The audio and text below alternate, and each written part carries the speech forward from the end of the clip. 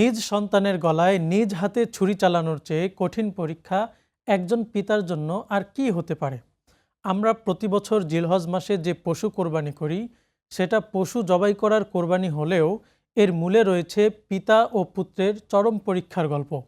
মহান আল্লাহ তাআলার নির্দেশে নিজের সবচেয়ে প্রিয় বস্তুকে উৎসর্গ করার যে উপাখ্যান হজরত ইব্রাহিম আলাইহিস সালাতু ওয়াস সালাম রচনা করেছিলেন, তা আজও মুসলিম উম্মার জন্য এক চিরন্তন অনুপ্রেরণা। চলুন ইতিহাসের পাতা থেকে সেই অবিস্মরণীয় ত্যাগের গল্পটি আজ জেনে নেই। হজরত ইব্রাহিম আলাইহিস সালাম তার জীবনের পুরোটা সময় মহান আল্লাহ তাআলার একত্ববাদ প্রতিষ্ঠায় ব্যয় করেছিলেন।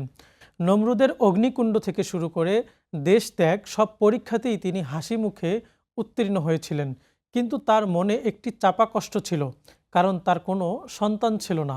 ইবনে কাসিরের বর্ণনা মতে হজরত ইব্রাহিম আলাইহিস সালামের বয়স তখন ৮৬ বছর। জীবনের দীর্ঘ একটি সময় সন্তানহীন থাকার পর মহান আল্লাহ তাআলার কাছে তার আকুল প্রার্থনার ফসল হিসেবে জন্ম নেয় এক ফুটফুটে পুত্র সন্তান। তিনি হলেন হজরত ইসমাইল আলাইহিস সালাতু ওয়াস সালাম। বৃদ্ধ বয়সের এই সন্তান ইব্রাহিম আলাইহিস সালামের চোখের মণি। বাবা হিসেবে একজন বৃদ্ধ মানুষের কাছে তার একমাত্র সন্তানের চেয়ে প্রিয় জিনিস আর কি হতে পারে। কিন্তু আল্লাহ তাআলার পক্ষ থেকে শুরু হলো এক কঠিন পরীক্ষা।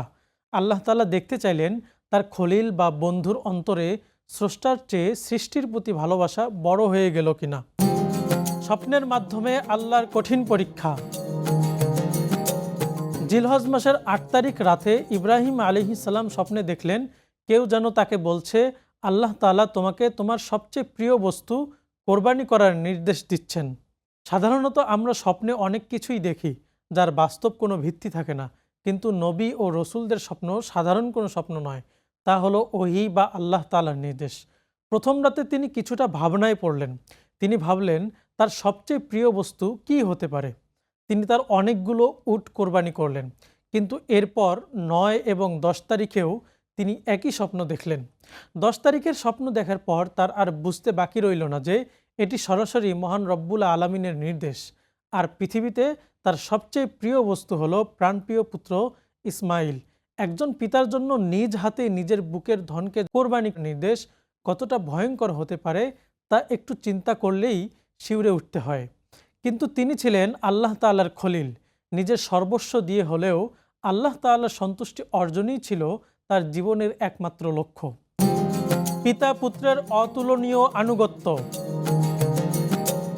আল্লাহর নির্দেশ পালনে ইব্রাহিম আলাইহিস সালাম বিন্দুমাত্র দ্বিধা করলেন না।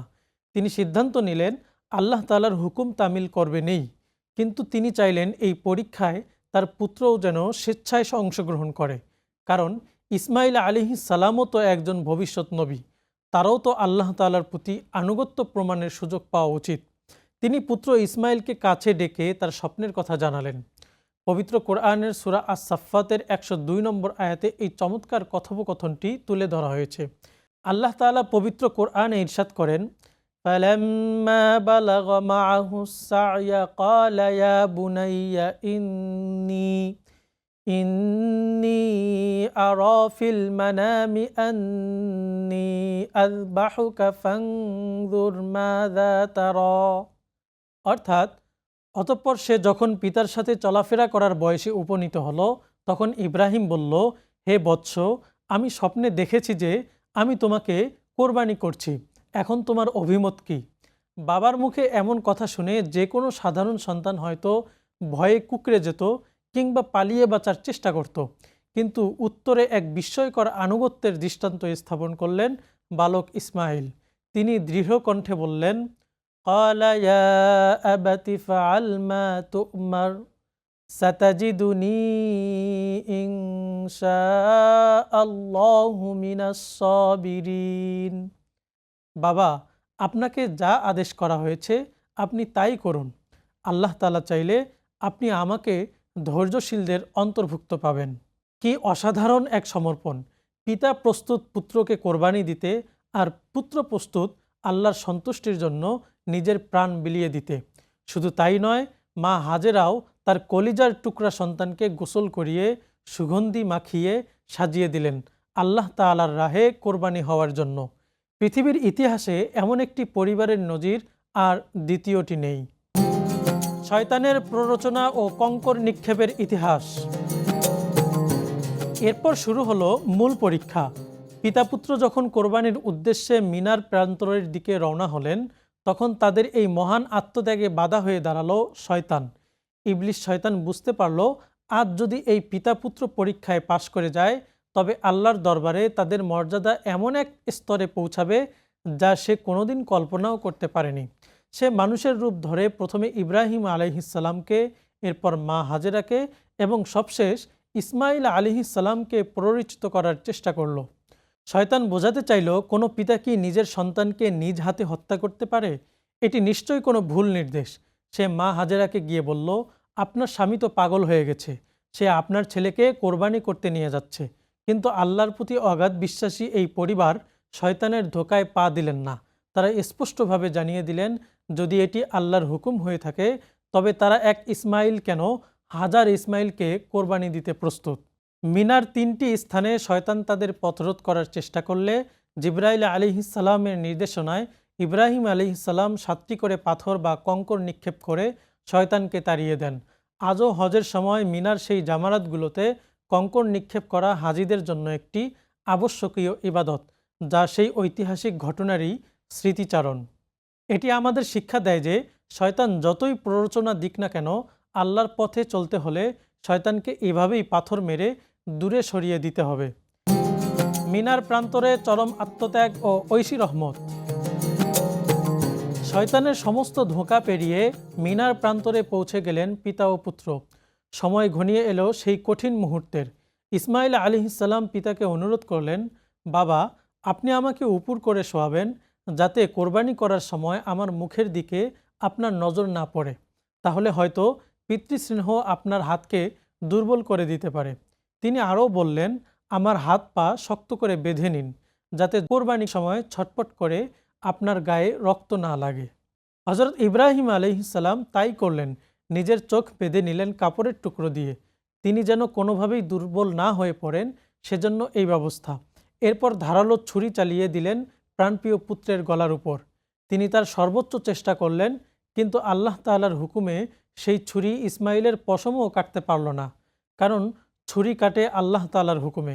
আল্লাহ তাআলা ছুরিকে নির্দেশ দিয়েছিলেন ইসমাইলের একটি পশমও যেন না কাটে। ইব্রাহিম আলাইহিসসালাম চোখ খুলে দেখলেন, তার পুত্র ইসমাইল সম্পূর্ণ অক্ষত অবস্থায় পাশে দাঁড়িয়ে আছে, আর তার বদলে একটি বিশাল আকৃতির দুম্বা কোরবানির জায়গায় কোরবানি হয়ে পড়ে আছে। আকাশ থেকে ফেরেশতা জিবরাইল আলাইহিসসালাম আল্লাহ তাআলার বাণী নিয়ে এলেন। আল্লাহ তাআলা জানালেন, ইব্রাহিম আলাইহিসসালাম তার পরীক্ষায় উত্তীর্ণ হয়েছেন।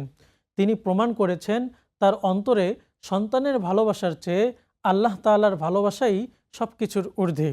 সেই দিন থেকে ইব্রাহিম আলাইহিসসালামের এই অতুলনীয় ত্যাগের স্মৃতিকে চিরঞ্জীব করে রাখতে মুসলিম উম্মার উপর কোরবানিকে ওয়াজিব করা হয়েছে। প্রতি বছর জিলহজ মাসে আমরা যে পশু কোরবানি করি, তা মূলত সেই ঐতিহাসিক ঘটনারই পুনরাবৃত্তি। তবে এই কোরবানির মূল উদ্দেশ্য কেবল পশুর রক্ত প্রবাহিত করা বা গোশত খাওয়া নয়, বরং অন্তরের প্রবৃত্তিকে বিসর্জন দেয়া এবং আল্লাহ তাআলার প্রতি সম্পূর্ণ সমর্পণ। সূরা আল হজের ৩৭ নম্বর আয়াতে আল্লাহ তাআলা স্পষ্টভাবে জানিয়ে দিয়েছেন, lan yanalallaha luhumuha wala dima'uha walakin yanaluhu at-taqwa minkum। আল্লাহ তাআলার কাছে এদের গোশত ও রক্ত পৌঁছায় না, বরং পৌঁছায় তোমাদের তাকওয়া বা পরহেজগারি। কোরবানি আমাদের শিক্ষা দেয়, আল্লাহ তাআলার সন্তুষ্টির জন্য নিজের সবচেয়ে প্রিয় বস্তুকে ত্যাগ করার মানসিকতা তৈরি করা। আমাদের ভেতরের অহংকার, লোভ এবং দুনিয়ার মোহকে কোরবানি করতে হবে। ইব্রাহিম আলাইহিসসালামের মতো আমাদেরও প্রস্তুত থাকতে হবে জীবনের প্রতিটি ক্ষেত্রে আল্লাহ তাআলার নির্দেশকে সর্বোচ্চ অগ্রাধিকার দিতে। তবেই আমাদের কোরবানি সার্থক হবে, আর আমরা লাভ করতে পারব আল্লাহ তাআলার অফুরন্ত রহমত ও সন্তুষ্টি। দর্শক, ইতিহাস থেকে এই মহান ত্যাগের শিক্ষা নিয়ে আমরাও যেন আমাদের জীবনকে সুন্দর ও শুদ্ধ করতে পারি, সেই কামনাই করছি।